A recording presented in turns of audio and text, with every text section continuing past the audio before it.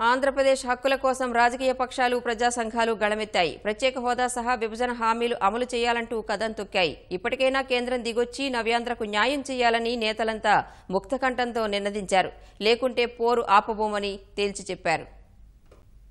రాష్ట్ర విభజన వేళ పార్లమెంట్ సాక్షిగా ఇచ్చిన ప్రత్యేక హోదా హామీ సహా చట్టంలోని చెప్పినవన్నీ నెరవేర్చాలంటూ ప్రత్యేక హోదా సాధన సమితి పిలుపుతో చేపట్టిన బంద్తో రాష్ట్రం హోరెత్తింది. రాజకీయ పార్టీలు, ప్రజా సంఘాలు, పెద్ద ఎత్తున ప్రజలు పాల్గొన్న బంద్ పూర్తి ప్రశాంతంగా సాగింది. తెల్లవారుజాము నుంచే రోడ్లపైకి వచ్చిన నిరసనకారులు ఆర్టీసీ డిపోల ఎదుట బస్సులను అడ్డుకున్నారు. విజయవాడ పండిట్ నెహ్రూ బస్స్టేషన్ వద్ద నిరసనలో పీసీసీ అధ్యక్షుడు రఘువీరారెడ్డి, సిపిఐ రాష్ట్ర కార్యదర్శి రామకృష్ణ, ప్రత్యేక హోదా సాధన సమితి అధ్యక్షుడు చలసాని శ్రీనివాస్ ఆందోళనలో పాల్గొన్నారు. రోడ్డుపై అడ్డంగా పడుకుని నిరసన తెలిపారు.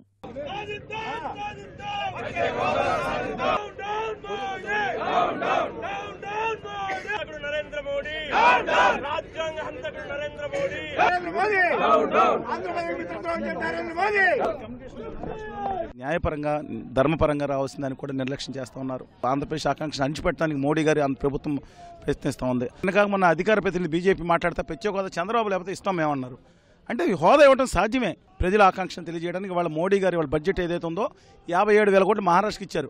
వాళ్ళు ఆంధ్రప్రదేశ్, తెలంగాణకు అన్యాయం చేశారు. ఆంధ్రప్రదేశ్కి 50,000 కోట్లు బడ్జెట్ ఇవ్వమనండి వాళ్ళ రైల్వేలో. పార్లమెంటు సాక్షిగా, వెంకన్న సాక్షిగా ఇచ్చినటువంటి మాటలే, ప్రధానులు ఇచ్చినటువంటి మాటలే అమలు కాకుండా పోతే పార్లమెంటుకు గౌరవం ఏముంటుంది? ప్రజలెందుకు గౌరవిస్తారు? మీరు ప్రత్యేక హోదా అమలు పరచండి, విభజన హామీలన్నీ అమలు పరచండి, అడుగు పెట్టండి. లేదంటే మీకు అడుగు పెట్టేటువంటి అర్హత, యోగ్యత లేదు. విజయవాడ రైల్వే స్టేషన్లో రైలు రోకో యత్నాన్ని అడ్డుకున్న పోలీసులు నాయకులను అరెస్ట్ చేశారు. బంద్ ప్రభావంతో కృష్ణా జిల్లాలో రోడ్లన్నీ బోసిపోయాయి. సచివాలయ ఉద్యోగులు కేంద్రం తీరును నిరసిస్తూ ర్యాలీ చేశారు. నల్లదుస్తులు ధరించి కళ్లకు గంతలు కట్టుకుని సచివాలయం చుట్టూ తిరిగారు. గుంటూరు జిల్లాలోనూ బంద్ జోరుగా జరిగింది. గుంటూరు బస్టాండ్ ఎదుట రాజకీయ నాయకులు రాస్తారోకో చేశారు. దాచేపల్లి, సత్తెనపల్లి, నర్సరావుపేట, చిలకలూరిపేట, పొన్నూరు, మాచర్ల ఇలా జిల్లా అంతటా బంద్ విజయవంతమైంది. వ్యాపార, వాణిజ్య సంస్థలు, విద్యాలయాలు స్వచ్ఛందంగా మూతపడ్డాయి. ప్రకాశం జిల్లాలోనూ బంద్ గట్టి ప్రభావం చూపింది. అనంతపురం జిల్లాలో ఆందోళనలు మిన్నంటాయి. ఊరువాడ మోదీ వ్యతిరేక నినాదాలతో హోరెత్తాయి. అనంతపురం గడియారం స్తంభం నుంచి సప్తగిరి కూడలి వరకు ఆందోళనకారులు ర్యాలీ చేశారు. కర్నూల్లో సిపిఎం నాయకులు బైక్ ర్యాలీ నిర్వహించారు.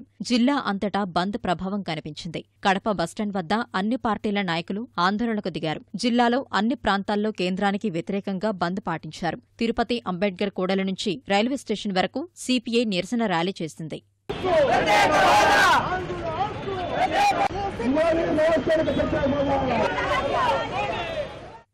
తూర్పుగోదావరి జిల్లా అంతటా ఆందోళన కార్యక్రమాలు జరిగాయి. రాజమహేంద్రవరం, కాకినాడ సహా జిల్లా వ్యాప్తంగా అఖిలపక్షాలు నిరసనలు చేపట్టాయి. పశ్చిమ గోదావరి జిల్లా ఏలూరులో వామపక్షాలు, కాంగ్రెస్ నిరసనలకు దిగాయి. జిల్లాలోని మిగిలిన ప్రాంతాల్లోనూ హక్కుల గళం వినిపించింది. విశాఖ, విజయనగరం, శ్రీకాకుళం జిల్లాల్లో నిరసనలు వెల్లువెత్తాయి. ప్రజా రవాణా వ్యవస్థ ఆగిపోయింది. అన్ని పక్షాల వారు రోడ్లపైకి వచ్చి ఏపీకి న్యాయం చేయమని నినదించారు.